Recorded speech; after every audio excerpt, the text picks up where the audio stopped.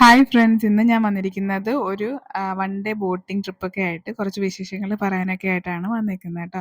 ഇത് നമ്മൾ മെയ് മാസമൊക്കെ എടുത്താണ്, നമ്മൾ മഴയൊക്കെ തുടങ്ങുന്നതിന് മുന്നേ പോയതാണ് കേട്ടോ. ഈ വീഡിയോ ഒക്കെ ആ ടൈമിൽ എടുത്തതായിരുന്നു, എനിക്ക് അപ്ലോഡ് ചെയ്യാനുള്ള ടൈം കിട്ടിയില്ല. അപ്പം നമുക്ക് വീഡിയോയിലോട്ട് പോവാം. അപ്പോൾ സബ്സ്ക്രൈബ് ചെയ്യാത്തവരൊന്ന് സബ്സ്ക്രൈബ് ചെയ്ത് ഒന്ന് ഷെയർ ചെയ്ത് സപ്പോർട്ട് ചെയ്തേക്കണേ. അപ്പോൾ ഇത് നമ്മളുടെ കൊല്ലം ബോട്ട് ജെട്ടി ഉണ്ടല്ലോ, നമ്മളെ KSRTC സ്റ്റാൻഡിൻ്റെ അവിടെ നിന്നാണ് സ്റ്റാർട്ട് ചെയ്യുന്നത്. ഇത് നമ്മളുടെ കേരള സർക്കാരിൻ്റെ തന്നെ സി അഷ്ടമുടി എന്ന് പറയുന്ന ഒരു ബോട്ടായിരുന്നു. അങ്ങനെ അച്ഛനും അമ്മയായിട്ട് പോയൊരു കുഞ്ഞു ട്രിപ്പായിരുന്നു കേട്ടോ. അപ്പം അമ്മയായിരുന്നു ഇതിൻ്റെ കോർഡിനേറ്റിങ്. അപ്പം അമ്മയ്ക്കൊരു നമ്പർ കിട്ടിയിട്ട് ആ നമ്പറിൽ വിളിച്ച് ബുക്ക് ചെയ്ത് നമ്മളെ പേരൊക്കെ നോട്ട് ചെയ്ത് വെക്കുമായിരുന്നു. നമ്മൾ 10:30 ആയപ്പോൾ എത്തി, 11:30 ബോട്ട് എടുത്തത്.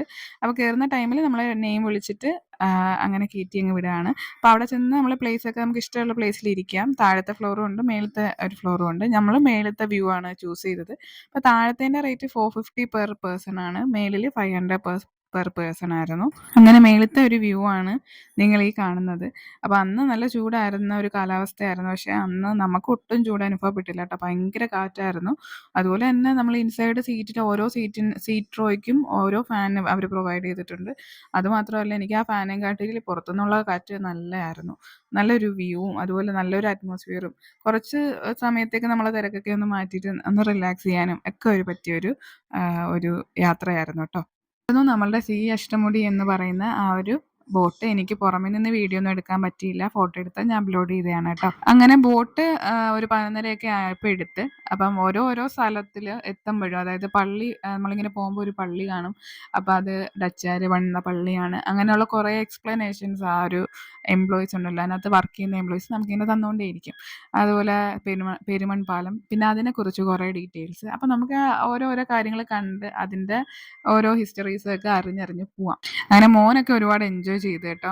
നല്ല രസമായിരുന്നു. ബോട്ട് യാത്ര ആദ്യമായിട്ടാണ് നമ്മൾ ചെയ്യുന്നത്. നമ്മൾ അല്ലാതെയൊക്കെ പോവുമെങ്കിലും ഒരു ട്രിപ്പായിട്ട് ബോട്ടിൽ പോകുന്നത് ആദ്യമായിട്ടായിരുന്നു.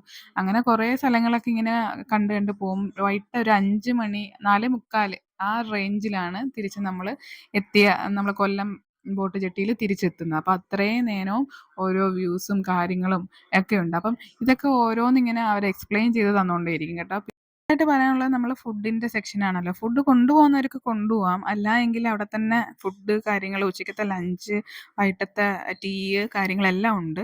ഉച്ചയ്ക്ക് നമ്മൾ ഊണാണ് പറഞ്ഞിരുന്നത്. ഊണും പിന്നെ ഫിഷ് ഫ്രൈ, ചീനി മീൻകറി, ഇതെല്ലാം കൂടെ നമുക്ക് രാവിലെ വന്ന് ഓർഡർ എടുക്കും. അപ്പോൾ ഇതൊക്കെ ചൂടോടാണ് കൊണ്ടുവരുന്നത് കേട്ടോ. അപ്പം ഇത് നമ്മൾ 4 പേര് കഴിച്ചപ്പം 700 രൂപയാണ് ചാർജ് ചെയ്തത്.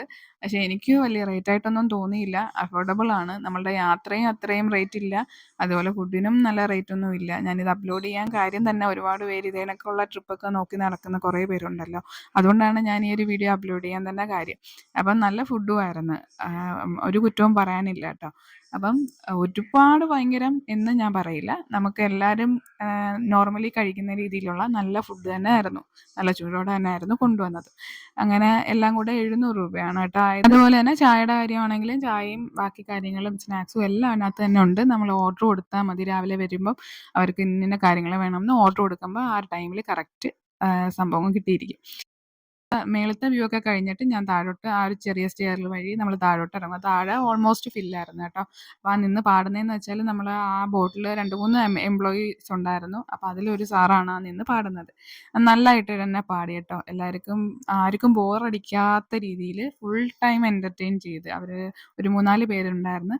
എല്ലാവരും ഓരോരോ കാര്യങ്ങൾ കോർഡിനേറ്റ് ചെയ്തുകൊണ്ടേയിരുന്നു. പിന്നെ പാട്ടൊക്കെ ഇട്ട് ഇതുകൊണ്ട് ഡാൻസൊക്കെ തുടങ്ങി. അപ്പോൾ എല്ലാവരും വരിക, മേളിൽ നിന്നുള്ളവരൊക്കെ താഴെ വന്ന് പാർട്ടിസിപ്പേറ്റ് ചെയ്യേണ്ടതാണ് എന്നൊക്കെ ഇങ്ങനെ വിളിച്ചു പറയും. അപ്പം ആഗ്രഹമുള്ളവരൊക്കെ പാർട്ടിസിപ്പേറ്റ് ചെയ്യുന്നുണ്ട്. പിള്ളേരൊക്കെ ഫ്രണ്ടിൽ നിന്ന് കളിക്കുന്നുണ്ട്, കളിക്കേണ്ടവർ ബാക്കിൽ നിന്നും കളിക്കുന്നുണ്ട്.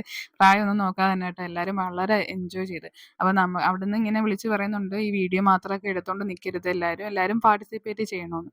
എവിടുന്നാ, നമ്മളിങ്ങനെ വീഡിയോ എടുത്തുകൊണ്ട് തന്നെ നിൽക്കുമല്ലോ, നമുക്ക് ഈ ഒരു വീഡിയോ ഫോട്ടോ ആ ഒരു ഭ്രാന്താണ്. അപ്പം നമ്മളിങ്ങനെ ഫുള്ള് കവർ ചെയ്ത് തന്നെ. അപ്പം ഇതിനകത്ത് ഒരു നോർത്ത് ഇന്ത്യൻ ഒരു ലേഡി ഉണ്ട്. ആ ലേഡിയാണ് ആ കളിക്കുന്നത്. നമ്മളെപ്പോഴും ഇങ്ങനെ ഒരു സൈഡിൽ പോയി നിന്നിട്ട് കുറേ വീഡിയോ ഒക്കെ എടുത്ത് അതിനെ ഇങ്ങനെയൊക്കെ കുറേ ആംഗിളൊക്കെ നോക്കി, പിന്നെ വീണ്ടും നമ്മൾ പുറത്തോട്ടുള്ള വ്യൂ ഒക്കെ എടുത്ത്, പുറത്തുള്ള വ്യൂ ഭയങ്കര രസമായിരുന്നു കേട്ടോ.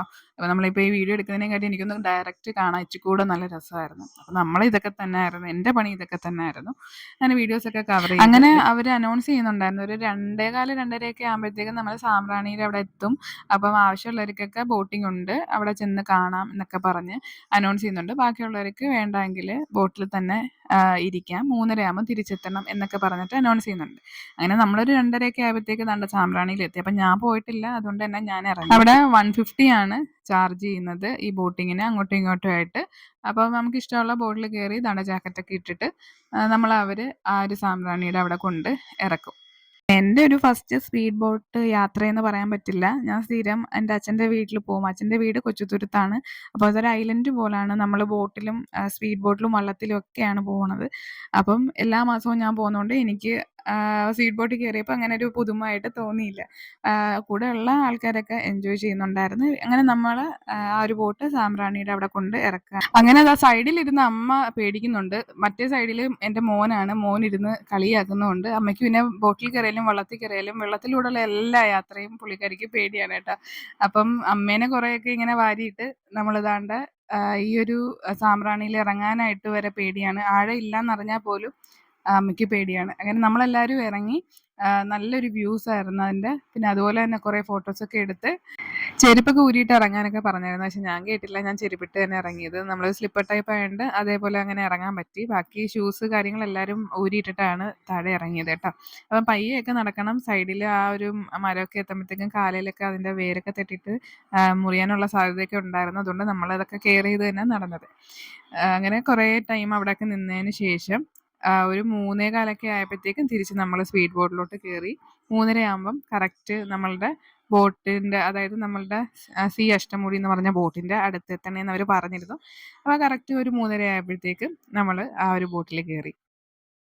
അങ്ങനെ വീണ്ടും യാത്രയൊക്കെ തുടങ്ങി. ഈ ഒരു യാത്രയെന്ന് പറയുന്നത് നമ്മളെ കൊല്ലം ബോട്ട് ജെട്ടിയിലോട്ടുള്ള നമ്മളെ റിട്ടേൺ യാത്രയാണ്. അപ്പോൾ കുറേ കാര്യങ്ങളൊക്കെ അവിടെ ഇങ്ങനെ കണ്ട് അതിൻ്റെ ഇടയ്ക്ക് ഒരു ടീ ടൈം ഉണ്ടായിരുന്നു, ചായയും അതിനോടൊപ്പമുള്ള സ്നാക്സും കാര്യങ്ങളൊക്കെ ഉണ്ടായിരുന്നു.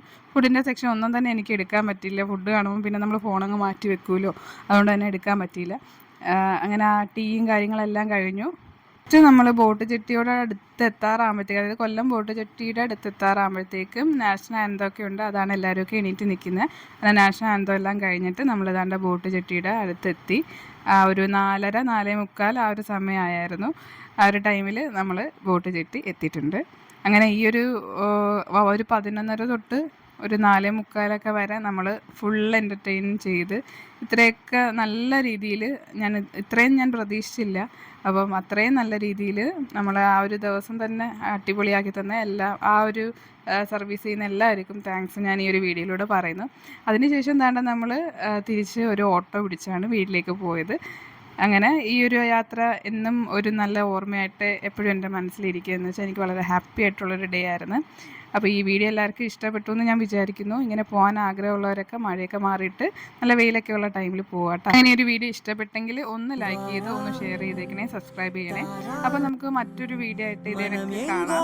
അതുവരേക്കും ബൈ.